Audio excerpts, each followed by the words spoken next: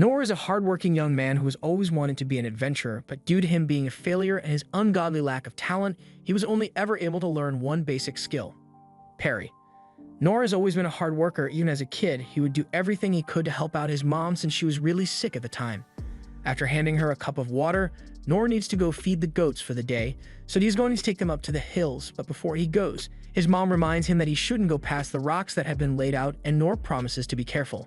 He says he will also get some wild rabbits and nuts for dinner, and his mom is happy to have such a good kid, but she knows she isn't going to last much longer, so she calls Noor back to her, and while wiping the dirt from his face, she apologizes for not being able to do anything for him as his mother, but she asks Noor to please live life the way he wants to after she's gone. That night, Noor was making dinner, but as he goes to give his mom some soup, to his horror finds that she has passed on. Noor is deeply saddened by this, but after burying her, he decides to fulfill his mother's final wish and live his life for her sake. Noor doesn't really have any big ambitions, but he works hard to keep up his daily routine. Although it has gotten a lot more lonely in the house. Late at night, Noor is searching the top of his shelf when he accidentally falls over and grabs an old book. This is the same one his father used to read to him back when he was alive, about an adventurer and his many outstanding adventures across the lands. Dragon slaying, learning magic, and even dispelling a curse. Remembering these stories gives Noor a new goal to achieve. So for the next day, Noor dumps a lot of hay for the animals to eat while he's gone. And then he visits his parents' graves to tell them that he has found an ambition to strive towards, so he is going to do everything he can to become one. He says his final goodbye to his parents' graves and his childhood home before turning to embark on his adventure and crossing the barrier around his home for the first time. After leaving his home, he spends the night out in the woods, and by the next day, he has finally made it to the big city. He walks up to the city gates to ask about the location of the Adventurers Guild, and the guards are nice enough to point him in the right direction. Noor walks through the gates and is amazed by the sight he sees before him. This is more people than he has ever seen in his entire life, and they are all living in the same place. While walking through the streets, Noor bumps into an adventurer, and his eyes instantly light up even more as he remembers why he came here to begin with.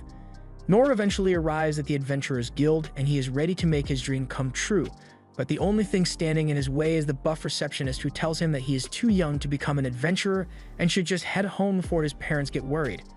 However, seeing as both of Noor's parents are 6 feet under, becoming an adventurer is the only thing Noor can aspire to do. The receptionist now understands Noor's situation a bit better, so he goes up to him and says Noor can become an adventurer. Most new adventurers aren't as young as him, but if he really wants to do it, he's not going to stop him. However, the receptionist has one condition. Noor must first go to a training school so that he can acquire some useful skills. It doesn't matter if it's swordsmanship, magic, or archery. Noor just needs to learn a useful skill. Noor is happy that he is being given a chance, so he immediately heads over to the training school to begin learning. As he arrives at the gate, he decides that he will learn swordsmanship, since the story from his adventurer book said the adventurer used a sword to slay a dragon in a single swing. Noor begins his training arc, but as he is practicing, a random background character unlocks his hidden potential. Noor sees this and is just motivated to work even harder, but by the time a few months have passed, all the other background characters have unlocked their abilities, and Noor is the only one who can't get anything special to happen. Eventually, the instructor tells Noor that he should stop, but Noor pleads with him for a little more time to practice. However, the instructor tells him that no amount of time is going to get him a sword skill. It has been months of training, and while it's unfortunate, if Noor hasn't gotten a skill by now, then he will likely never get one, so he should stop wasting his time. The only thing he has managed to learn this entire time is how to parry attacks, so the instructor advised Noor to choose a different profession since his talent may lie elsewhere. Noor is disappointed that he can't become a swordsman, but he takes his instructor's advice and goes to a different training school to learn how to become a warrior. But after several months of grueling training, all Noor has been able to accomplish is achieving a slightly better physique than before. The instructor can't let him continue training any further in this profession, otherwise it could become dangerous to his health. Noor still doesn't give up yet and tries becoming a hunter instead, but even that doesn't work as he destroys all the bows he tries to handle. Noor keeps trying various different professions, but no matter what he tries, he is only ever able to learn the weakest skills and is ultimately faced with the reality that he has no talents whatsoever. He returns to the Adventurers Guild to tell the receptionist what happened and the fact that Noor spent 3 months at every training school in the city, yet didn't manage to learn a single profession sounds impossible to him. However, while he feels bad for Noor, he can't let Noor become an adventurer when he doesn't have the skills necessary to survive as one. Noor returns home, having failed to achieve what he set out to do, but even though he knows that he has no talent for adventuring, he is still determined to overcome that by training even harder than before. He carves a practice sword out of wood so that he can begin his new training routine, and while he didn't manage to learn anything professions, he did learn a sword skill at the beginning, so he's going to keep training that skill in hopes that he may eventually unlock a new skill. He vows to train every morning, afternoon, and night, but even after a full year of training, Nor still hasn't managed to acquire a new skill yet. However, he is now able to parry 10 attacks at a time, so he knows he is at least improving a little. 3 years later, Nor's training has improved his parry skill to the point where he can now parry over 100 swords at once, yet he still hasn't gotten any new skills. So he continues training day and night until his sword ends up shattering in his hands. After 10 more years of this training routine, Nor's parry skill has developed to the point that he is now capable of the Mikiri parry and can parry an entire forest with one arm. But even with his godly parry skills, he still hasn't been able to acquire any new skills. At this point, he realizes that no amount of training is going to unlock a new skill for him. So Nor decides to give it one last try and head to the Adventurers Guild to see if he meets their requirements now. But as he gets there and writes down his skills, aside from parry, everything else is pretty much useless. She asks him if these are really all the skills he has, and Nor answers yes. So the receptionist suggests that Nor take a look at the training program so he can get some more useful skills. But Nor tells her that he has already gone to every training school in the city, and he hasn't been able to gain any useful skills in spite of it. The receptionist apologizes, but there is nothing she can do to help him register since his skills don't meet the criteria for registration. Just then, the former receptionist, Turned, who's now the guild master, comes out of the back to see what's going on, and Nor immediately recognizes him. But the man takes a minute to remember who Nor is since grew so big. Once he finally remembers Nor, he sits down with Nor and asks how he has been. So Nor tells him everything he has done since he last met the man, which was literally nothing but training. However, through all that training, Nor was only really able to improve his parry skill a little. The guild master tells Nor that there are different ranks of adventurers, and to become an E-rank adventurer, Nor would need to have at least 2 useful skills. But since he doesn't meet that criterion, he can't become an E-rank adventurer. However, that doesn't mean there is no way for him to become an adventurer, as there is a rank below E-rank, which just requires you to have 2 functioning brain cells. Nor is excited to hear this, but the good master tells him that there are conditions for this rank, meaning he is forbidden from taking on any quests that involve killing monsters or leaving the city to gather items. That restricts him to quests that are basically miscellaneous tasks that no one else wants to do. No one has ever been dumb or desperate enough to agree to become F rank, but there's a first time for everything as Nor asks the guild master to sign him up for it. The guild master doesn't think it's a good idea, but Nor is so insistent that he caves and gives him an F rank license. Nor is really happy and immediately runs off to complete his first quest by using his physical enhancement to carry a ton of goods for delivery. He also uses the rest of his weak skills to help him in day-to-day quests, and he finds it to be very fulfilling. He has finally achieved his dream of becoming an adventurer and being of use to the people around him, even if it's just F rank. So while he still dreams of being something more than a glorified errand boy, he is happy with what he has. By the next day, we see Nor start the day off by single-handedly clearing out a gutter for an old lady, after which he begins his construction job by carrying a metric ton of cement on his shoulders and making it look like lightweight. So by the end of the day, the construction foreman thanks Nor for all his hard work since they are way ahead of their usual schedule because of him. However, while the foreman is talking, Nor notices something coming from the dungeon behind him, and as he listens closely, he hears a girl screaming for help, and he's not going to act like he didn't hear her. So he starts sprinting to offer his aid. As he enters the dungeon, he finds a girl and her party being attacked by a huge minotaur, but Nor mistakes it for a big cow. He's never seen a cow this big up close, so Nor is stunned as the minotaur begins closing in on the girl and her party. The knights all try their best to defend her, but it's too late to try to escape now. So one of the knights just pushes the princess out of the way, but that results in him getting chopped in half. Nor tries to check on the fallen knight, but with him missing half his body, there's no way he survived that hit. The minotaur continues slaughtering all the knights until the only one left alive is the girl, and she is currently unable to move, so if Nor doesn't do something soon, she will die as well. He picks up a sword and grabs a rock to throw at the minotaur. This gets its attention, so the minotaur charges at him, and as it tries to stab Nor with its horns, Nor performs a perfect parry and sends it flying into a random building in the dungeon. The minotaur gets back up and begins striking at Nor with his axe, so Nor is forced to continuously parry the attacks, because a single direct hit would kill him. Normally, a person would only parry attacks in order to create an opening for a counterattack. However, Nor has no attack skill, so he is stuck on defense. The minotaur suddenly remembers the girl is still alive, so it goes over to finish her off. However, Nor isn't going to let that happen. So he uses his feather step skill to quickly get in front of her and counter the axe strike. This causes his sword to shatter, but that isn't going to stop Nor, since he has made up his mind that even if he can't be an amazing hero, he will always stand and protect the weak. So as the Minotaur attempts to strike again, Nor uses the broken sword to perform a Mikiri counter and sends the Minotaur's axe flying back at it and cutting the Minotaur's head off. Nor is relieved that he managed to win the fight and save the girl, but as she gets up and thanks him, Nor doesn't want to accept any credit for it and leaves without even telling her his name.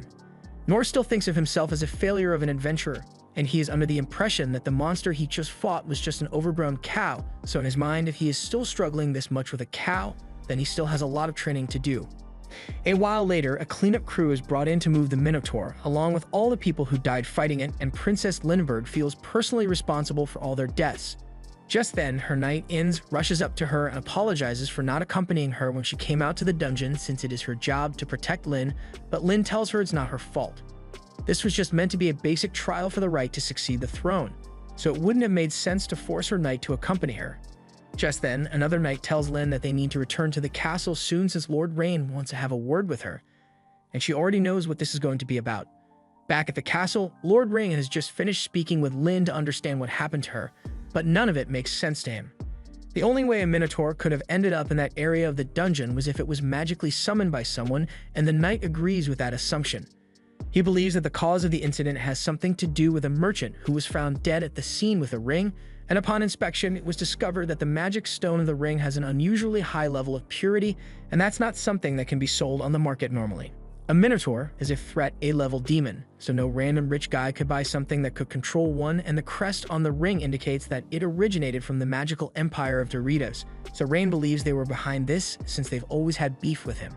But even then, the fact that they blatantly attempted to assassinate Lin and didn't even bother to get rid of the evidence, it must mean they are trying to bait Rain into starting a war, also they can gain control of the dungeon. That aside, Rain also has to think about the guy who saved Lin, since according to the reports, he was able to defeat the Minotaur in seconds with nothing but a broken sword, and on top of that, the castle spies tried to follow him as he was leaving, but he literally vanished before their eyes. Rain can't believe what he's hearing, so he is really interested in figuring out who this mysterious warrior is. Meanwhile, Nord has just returned to the guild, and the guild master is surprised that he is still alive. He heard about a demon appearing in the dungeon, and it was right next to the construction site Nor was working on, so he thought Nor might have gotten himself killed. Nor apologizes for worrying him and explains that he was being followed by some shady people last night, so he had to shake them off and went home without reporting what happened. The guildmaster says Nor is lucky to be alive since a Minotaur is a demon that is so strong that even an A-rank adventurer would instantly die if they had to face it. Nor still doesn't realize that the guildmaster is talking about the same cow he killed, so he asks what happened to this demon, and the guildmaster tells him it was taken out by some mysterious man. Nor remains oblivious to the fact that he is the mysterious man in question, so he just carries in with a report for the jobs he completed today. The guildmaster gives him his payment, but he reminds Nor that he is better off just getting a regular job since he would get paid more that way, but Nor doesn't care how much money he makes as long as he gets to be an adventurer. Just then, Lin shows up behind Nor and says she is glad she finally found him.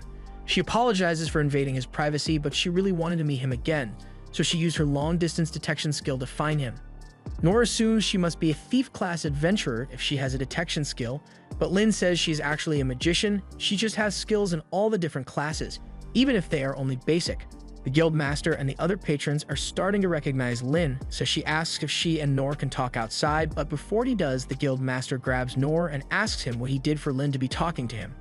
Nor says he hasn't done anything illegal, meaning he shouldn't be in trouble or anything, so the guildmaster tells him to go with Lin and to make sure he doesn't do anything dumb.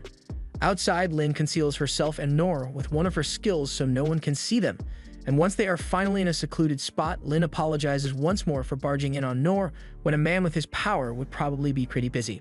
Nor says it's fine, so Lin begins by thanking him once more for what he did, because not only did he save her life, but he also saved the lives of countless people in the nation. Nor doesn't think he deserves sick high praise since all he did was take down a cow. In fact, he is pretty sure Lin could have handled it by herself if he hadn't shown up. No idea how he drew that conclusion when he saw several knights get murdered by this same cow, so Lin tries to make him understand that she would have definitely died if he hadn't come to her rescue. Nor still doesn't think he did much to help her, but he accepts her thanks. However, as Lin says she wants to offer him a reward to show her gratitude for him helping her out, Mort tells her that a thank you is all he needs, so she doesn't have to give him anything else. Lynn insists on giving Nora a reward, and her father is also asked to meet Nora as well, but Nora seriously doesn't want a reward. Lynn tries one more time to get him to accept, but Nora is very firm on his no reward policy. Lynn is getting desperate and asks Nora if there is anything she can help him with, or even she could even get him a territory of his own, but Nora just says he doesn't want it. Lynn starts crying and tells that Nora has to accept her gratitude, and she's not moving from this spot until Nora says he will accept something from her. Nora remembers a time when he used this same tantrum technique to get a cleric to train him, and since he doesn't want Lynn to end up standing here for hours, he ends up agreeing to meet with her father, but he still doesn't want any extravagant gifts. Lynn is happy to hear it, so she says Nora should follow close behind her so she can use her concealment skills to make sure no one spots them. Eventually, Nora is brought to Lynn's house, and as he is led inside, Lynn asks him for his name, which Nora is happy to provide, but Nora still doesn't know who Lynn is, so she apologizes for being rude and immediately introduces herself as Lindbergh Clays, but that's a really long name, so she's usually called Lynn. After seeing this house, Nora now realizes that Lynn wasn't joking when she said her family was wealthy, so it makes sense why the guildmaster was worried about him making a fool of himself. As they are walking, they run into Ains, and Lynn is happy to see her, so she runs up to her and asks where her father is. Ains tells her that her father is currently having a meeting with Rain, so he is a little busy now, but that aside, she wants to know who the man standing over there is. Lynn explains that Nora is the one who saved her life, so Ains says she will lead them to Lynn's father. Nora has never heard of a royal knight, so he assumes Ains must be a family maid, one that really loves wearing armor for some reason. You can also tell that Ains doesn't like him for some reason, but he has no idea why. As they are walking, they come across a dude chilling by the window, and as soon as he notices them, he gets up and asks what Ains is up to, and who this random guy is. Ains tells Gilbert to put his spear away since Nora is Lynn's guest, and it is very rude to point weapons at guests. Gilbert realizes that Nora must be the person who saved Lynn's life, so he puts his weapon down and Ains asks him to accompany them to the room because she could use all the help she can get. Gilbert now has a bad impression of Nora, and Nora can already tell that things aren't going to end well for him at this rate, but he keeps walking. In the throne room, the king is in the middle of a meeting with Rain, and he is upset because it is clear that Doritas doesn't care about honoring their peace treaty. Rain has been expecting this ever since the last meeting with the king of Doritas, where he demanded that the rights to the dungeon be relinquished to him. The demand was obviously rejected, but ever since then, the king of Doritas has been plotting their downfall. Just then, Lynn and the others arrive in the throne room, and Lynn excitedly goes over to greet her brother and father. Ains and Gilbert kneel to show their respect for the king, but Nora keeps on walking. Rain notices that Lynn is wearing the disguised cloak, meaning she must have gone outside without permission, but she says she had to because there was no other way for her to find the man that saved her. The king realizes that she must be referring to Nora, and Nora apologizes for coming here in such a messy state, but Lynn wanted to come here as soon as possible. He also says he isn't an aristocrat or anything, so he isn't aware of the proper etiquette for situations like these, so he may accidentally say something rude, but the king tells him that he's fine with it since it is much easier to speak without having to worry about etiquette. The king extends his hand to Nora and formally thanks him for saving Lynn's life. Nora says it's no big deal, so a simple thank you is enough for him, but the king says he can't let Nora go without giving him a decent reward, so he says Nora can ask for any amount of money or land he wants. However, Nora still doesn't want anything. The king is taken aback, but he still raises the reward by offering Nora half of all the treasures they have acquired from the dungeon. Rain thinks a reward like that is too much to be given to a single man, but Nora still doesn't want it though. The king doesn't know what to give Nora since he keeps rejecting everything, so he goes over to his throne and picks up the sword hanging on it as a gift for Nora. Rain doesn't think it's a good idea to give away such a valuable sword, but the king says it's okay since he never uses it anymore and no one would find out as long as he replaces it with a replica. He hands it to Nora, and as soon as it is in Nora's hand, he can feel how heavy it is. From how Rain reacted, Nora can tell that the sword is worth a lot, and he doesn't want to accept any extravagant gifts, but the king says it's just something he picked up while he was still an adventurer, so it's fine for Nora to accept it. Nora agrees to accept it, so the king asks him to give it a test swing. Nora obliges and swings the sword in the air, generating a huge amount of force and surprising everyone around him. The king praises Nora for being able to swing the sword with one hand, but he also has a request to make. He wants Nora to help train Lynn on how to be an adventurer, but Nora says there's nothing he could possibly teach someone as talented as Lynn, and besides, Nora thinks Lynn should be the one to decide something like this for herself. After that, Nora thinks he should probably start heading home, and as he is leaving, he realizes something special about his sword. It is the perfect shape to fit inside the gutters that he usually cleans, so he is going to try it out tomorrow morning. Before he leaves, he's approached by Inns, and she says she wants to talk with him. First, she apologizes for her rude behavior earlier, as it was completely uncalled for, but Noor says he doesn't mind at all. Her job is to protect the Clay's family at any cost, so she is deeply grateful to Noor for saving the life of Lin, and to express her gratitude, she promises to assist Noor if he ever needs help. Noor doesn't want to go back and forth with her about this, so he just accepts her offer and says he will ask her if he ever needs anything. That aside, Inz also warns Noor that he is never allowed to speak to the king so casually again, because even if the king allowed it for now, she will not let such disrespect slide next time. Noor says he understands, so Inz is in a good mood and asks him for his name, and upon hearing that his name is Noor, she seems oddly shocked. Noor asks if he did something wrong again, but Inz says it's nothing and takes her leave. Noor is about to leave as well, but he is stopped by Gilbert, who wants to challenge him to a fight. Rick follows him, but he is exhausted from all the running around today and just wants to head home, so he asks Gilbert what they are supposed to be doing. Just then, Noor realizes that they've arrived at the castle's training room, and Gilbert tells him that he wants to have a mock battle with Noor. Noor hasn't gotten to practice with another person since his days back in the training schools, so he's actually pretty enthusiastic about this. Gilbert walks up to the weapons rack and tells Noor that he's pretty well known in the royal capital, so he wants to see what the hero who saved Lin is capable of in battle. And Noor is happy to accept since he sees it as a great chance to improve his skills. He personally doesn't think he will be able to beat Gilbert, but it's a good opportunity nonetheless, so Noor wants to make the most of it. A small crowd is gathered around them, and they feel sorry for the poor soul who chose to go up against Captain Gilbert. But as the match begins, Gilbert makes the first move, and this poor soul easily dodges it. Gilbert continues to attack, and while Noor is dodging his attacks, he remarks that Gilbert's moves are incredibly precise. He can only imagine the amount of training Gilbert had to do to get himself to this level. There's one thing he can't understand. If Gilbert is such a skilled adventurer, then why are his attacks so slow?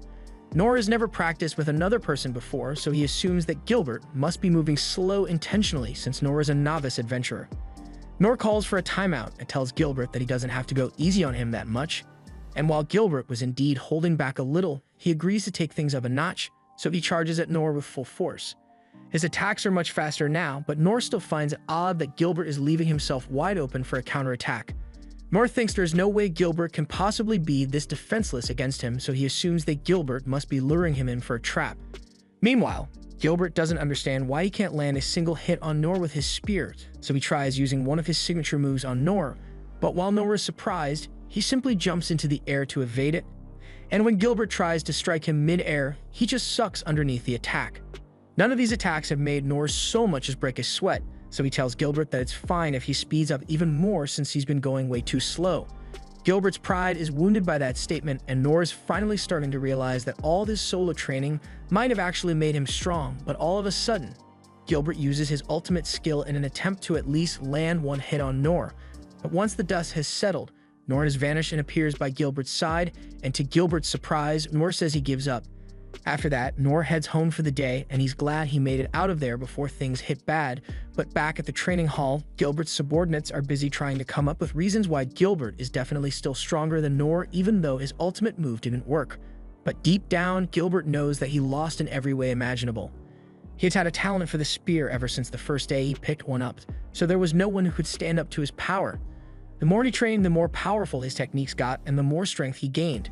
But through it all, he felt nothing but boredom since he never found a worthy opponent for himself. He went around the kingdom in search of strong opponents, but after he has already defeated every warrior in this particular village, the village chief apologizes and says there was no one here to match his strength. The chief goes on to tell him that there are rumors going around about the relations between the kingdom and a foreign country collapsing, so they are calling for strong troops to prepare for the likelihood of war. So if Gilbert is lucky, he might end up meeting someone who can give him the challenge that he has been so desperately looking for. Well, Gilbert returned to the capital, and no single troop member was capable of standing up to him, and demon slaying was no longer a fun endeavor for him either, no matter how big the demon was. He was sick of being surrounded by weaklings. One day, while he was relaxing under a tree, his instructor walks up to him and asks why he looks so glum when he has just been crowned the Spear Sovereign. Even with a fancy title, Gilbert is still as bored as ever since he's surrounded by total weaklings. His instructor brings up that Inz is a strong person, and while Gilbert agrees that she is strong, it's more of a different kind of strength. So whenever they have mock battles, Gilbert always ends up being the definitive victor. He thinks things would be a lot more interesting if there were more competent people around like his instructor. And he knows his instructor must be bored as well, especially since he has to train a bunch of rookie adventurers who don't even measure up to the power in his pinky finger. The instructor admits that it is a bit boring, but he is tasked with defending the kingdom, and no matter how strong he is, he can't win an entire war by himself. Besides, he's sure that someday an adventurer will show up that surpasses him in strength. When Gilbert heard about a man who managed to defeat a minotaur by himself, he wanted to meet him personally, but Nor makes no sense at all. He showed no interest in the most lavish gifts the king had to offer, and he was so casual with the king that Gilbert had to respect him for it. While fighting Nor, Gilbert couldn't sense the power necessary to defeat a minotaur, but that doesn't change the fact that Nor was able to dodge all of his moves. Even when he busted out his supersonic spear strike, it still did nothing against Nor, while it would have been a guaranteed death sentence to any other person. On top of that, Nor forfeited the match out of nowhere. Gilbert assumes Nor did it out of courtesy since he didn't want to embarrass him in front of his subordinates.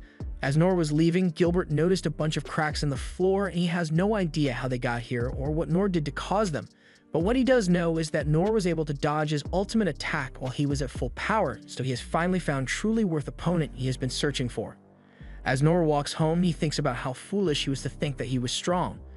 When Gilbert used his ultimate attack, even after Nor used his physical enhancement and feather step abilities, he was only able to barely evade the strike, and Gilbert must have been holding back just enough to prove a point since there's no way he would actually use a lethal move in a mock battle. He feels thankful to Gilbert for reminding him that he is still weak, so he is going to train even harder from now on. The next morning, Nor is busy with his usual gutter cleaning job, and he is using the legendary sword to do it. He is shocked at how well the sword works for this, since the gutters have never been so clean before, and thanks to the sword's durability, it hasn't gotten even slightly scratched after all Nor has done with it. However, once he's done with his gutter cleaning, he is left with nothing to do since his construction job got put on hold because of the incident in the dungeon. Since he is only allowed to accept F-rank jobs, if work in the royal capital ever dries up, there may be entire days that he will have nothing to do, and Nor doesn't want that to happen since his goal is to be useful to people. He considers starting a boat ride business and using the sword as an oar, but then he realizes that he would have to own a boat for that. He considers making pizzas, but then he would need an oven. He finally considers making a grill out of his sword, but that won't work either since he can only make a flame with his fingertips. Just then, Nor hears some rustling in the bushes, so he turns around and finds Lin standing there. She apologizes for showing up like this, but she couldn't find him at the guild, so she asked the guild master where Nor would be. Nor understands, but he didn't tell the guild master his exact location, so Lin must have used her tracking abilities to find him. Nor asks why Lin is here, so she gets straight to the point and tells Nor that she has a special request to ask of him. She wants Nor to accept her as his page, but Nor has never even heard of a page before, so Lin explains that it is an unpaid assistant who takes care of all of Nor's daily necessities in hopes of gaining some useful knowledge from him. She is fine with just being allowed to hang around Nor, and she promises that she won't cause him any trouble, but Nor still refuses. She asks if she has done something to offend Nor or if he thinks she is unreliable, but Nor tells her that's not the case.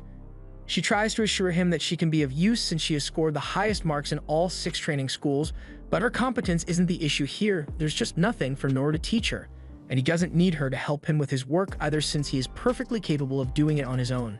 Lin tries to offer Nor a huge salary if he agrees to be her instructor, but he still doesn't care about money, so Lin offers to let him use her to do whatever he wants, but Nor turns her down again.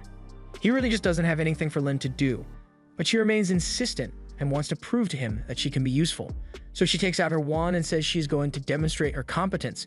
She casts an ice spell to fire several icicles at herself, but before she gets hit, she uses a fire spell to destroy them. She tells Nor that this is the highest level of magic she can use, and in addition to that, she has also learned the secret skill of the thief class called Mistblade. She learned it directly from the Sovereign of Shadows, and it's strong enough to easily cut down a tree with one swing. Next up, she wants to show Nor her sword skill, so she sends a divine slash straight towards Nor, but he effortlessly evades. The damage that is done to the tree is proof of how powerful the move is, and it's even got bonus damage when used against undead monsters. She's about to show him more of her skills, but Nor tells her that he has seen enough. Lin thinks this means he is willing to accept her as his page, but Nor still denies her request. Nor realizes Lin must think he is someone who is worth studying under, but after seeing everything she is capable of doing, Nor honestly feels inferior compared to her. He tries telling her once more that there's nothing he can teach her, but Lin takes that to mean that Nor thinks she is too weak to become his student. She asserts that her power has been acknowledged by all the 6 sovereigns, and she is sure she can be useful to Nor in some way if he lets her join him. Nora's point still isn't getting through, so he tells Lin that she possesses many amazing skills, but this is the current limit of Nora's skills. Lin is left speechless and leaves Nora alone for today, but as she's walking home, she recounts the story of a boy with no talent who went through all 6 training schools. People often thought this was nothing more than a made-up legend since most adults would crumble under the pressure of the rigorous training program at one school, let alone complete the courses at all 6. And Lin had thought it was a fake story as well, but she actually got to meet this person. Back when she was studying magic, Orphan showed her something interesting about the basic spell Tiny Flame. While the flame created is usually as small as a point, with enough practice, one can make the flame slightly bigger. It had no practical use to him, but he had been alive for 200 years at this point, so practicing the tiny flame became a hobby for him. Since she saw that, Lin has made several attempts to make her tiny flame slightly larger, but no matter what she does, it doesn't grow at all. It's something that requires tireless devotion over a long period of time, which is precisely why she was so shocked when Nora was able to create a massive tiny flame many times bigger than what Orphan could have ever done, and Orphan is the greatest wizard in the world. For Nora's skills to be at such a level means he far outclasses anything Lin could pull off, and it was all done through his own effort. However, all the spells Lin demonstrated were just things she had memorized. Nora had the power to defeat a minotaur, yet he still lives a regular life without bragging or showboating, so Lin believes Nora is not only strong in body but also in mind. In the near future, she will be in a position to lead this kingdom alongside her brother and father, and the rule of the Clay's family is that those with royal blood must be strong, so she wants to learn how to attain strength like Nora's. So if Nora doesn't want to be her instructor, then she's just going to have to stalk him as much necessary until he agrees to train her. Meanwhile, back at the mansion, the prince is trying to complaining to himself because he doesn't understand why his father would gift the Black Blade to a random man of unknown lineage. The sword was acquired back when the king was still an adventurer, and on this particular trip, he was delving into the deepest corners of the dungeon with the 6 sovereigns. And while it was a long and dangerous quest, it eventually led them to locate the prime dungeon treasure. The blade is made of an unknown material that is stronger than anything the kingdom has ever seen, so regardless of the skills and powers that were used to test it, there wasn't even a single scratch on it, so the sword was dubbed an indestructible sword. The biggest question they had about it was how a weapon that's so resilient managed to end up in such bad shape, but those answers will never be found now that the king has given up the sword. But then again, the prince can understand the king's motives since the state of unrest within the kingdom has only gotten worse in recent months, so it is possible that the king is counting on Nora to bring some amount of change. At that same moment, Nora and Lin are out by a food stand, and Nora asks her if it is alright for her to be casually hanging out with him. But she says it's fine since she's acting as an adventurer right now, so she's free to do whatever she wants. In that case, Nora tells her that he was planning on heading to the guild after they've eaten, but he's still not comfortable with the student-slash-stalker relationship he has with Lin. He doesn't think he is someone worthy of being called a teacher, but Lin is following him everywhere. He goes like it's perfectly normal. Nora thinks if he takes on some of his usual errand quests from the guild, then sooner or later Lin should come to understand that Nora is just a regular dude and lose interest, but with how excited she looks to be following him, that doesn't seem likely. After lunch, Nora and Lin head to the guild, but the guildmaster is confused to see Nora casually hanging out with the princess, so he asks Nora what's going on. Lin reminds the guildmaster that while she is here, she's just an adventurer, so he shouldn't call her a princess. Guildmaster apologizes, but now he is even more confused than before, so he asks Nora about it. Nora says it's a really complicated story, but Guildmaster has been doing this job for long enough to know that he doesn't want to get involved in complicated subplots, so he drops the subject and asks Nora if he came here to get another quest. Nora confirms this and asks for one that 2 people can handle, so Guildmaster takes a look at the quests he has available, and since Lin will be joining Nora while she is Silver B rank, Nora now qualifies to take on a goblin hunting quest, which is a total shock to him. Goblin quests are a staple for new adventurers to test their skills, so he is really excited to be allowed to take on such a quest. Guildmaster says that normally Lin would be able to take this quest, or something higher level alone, but since Nora is F rank, this is the best they are allowed to have. Nora is happy to finally be getting a quest that isn't just labor, but he also feels kind of bad since this means he will be taking advantage of Lin's adventurer rank for his own personal gain. And up till now, he has been trying to get Lin to leave him alone, so he doesn't think he deserves to rely on her now. He asks Lin if she's okay with this, since Nora would be using her rank to accept this job, but Lin says it's fine since she is just happy to help in any way she can. Nora's glad to hear she's alright with it, even if he still has reservations about relying on a child, but since it's for the sake of one of his dreams, he is willing to go along with it and picks up his sword to head out. However, Guildmaster hasn't given Nora any information about the quest yet, so Nor has to come back in and ask where exactly he is supposed to be going. After finally approving the quest, Guildmaster points to a map and tells Nor that he and Lin are meant to head to this area, and they are only allowed to report monsters that they actually caught.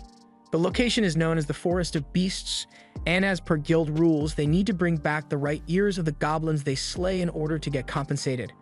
But then again, there have been reports that goblin populations have been dwindling, so in the event they don't manage to find any goblins, they're allowed to bring back some medicinal herbs or something instead. With that settled, Nor and Lin head to the gatekeepers where their information needs to be reviewed, and after everything is verified, they are both allowed to leave on their quest. A while later, they've arrived in the Forest of Beasts, and this is Nor's first time seeing such dense vegetation, and they are different from the trees he usually sees in the southern forest. While on the topic of things Nor has never seen before, he asks Lin if she can tell him a bit about goblins, since he would like to know what they are like before he encounters one. Lin understands and begins telling him about how goblins are monsters that usually hunt small animals and gather fruits for food, but they are also known to attack humans. If left unchecked, their population could easily grow out of control, which is why the guild gives quests like these to help keep the goblin population under control.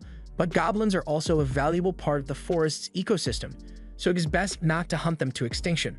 Nor is grateful for the information, and he is also impressed with how much knowledge Lin has about adventuring, but this just means there really isn't anything for him to teach her. As they head deeper into the forest, Lin uses her search ability to scan for any nearby goblins, but she doesn't find anything nearby. Under normal circumstances, they should have already encountered at least one goblin, but it seems like the rumors about dwindling goblin numbers are true after all. While she didn't find any goblins, Lin's scan did manage to pick up on a monster-like creature, but it's a bit far away. Since they don't have any other monsters to hunt, Nor agrees to go searching for this unknown monster. They start heading even deeper into the forest, and the further they go, the denser the trees get, giving the area an ominous vibe. This is the kind of location a goblin would love to hang around, but as they are walking, Lin notices something strange as the presence of the monster they were tracking just disappears all of a sudden.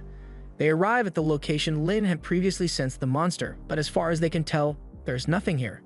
However, Nor notices a pair of dangling legs floating in the air, so Lin casts an uncover spell, and it reveals a massive goblin in the middle of the woods. Nor asks what that thing is, and Lin answers that she thinks it's a goblin, but she probably should have clarified that regular goblins don't have 10-pack abs, since now, Nor thinks all goblins are meant to be this big. The goblin picks up 2 trees to attack them with, and Lin is absolutely freaking out, but Nor just thinks she's scared because she doesn't have much combat experience. However, the real reason she's freaking out is because that thing is a goblin emperor. A goblin emperor is a monster created when scientists lock a goblin in a gym with nothing but protein powder and steroids.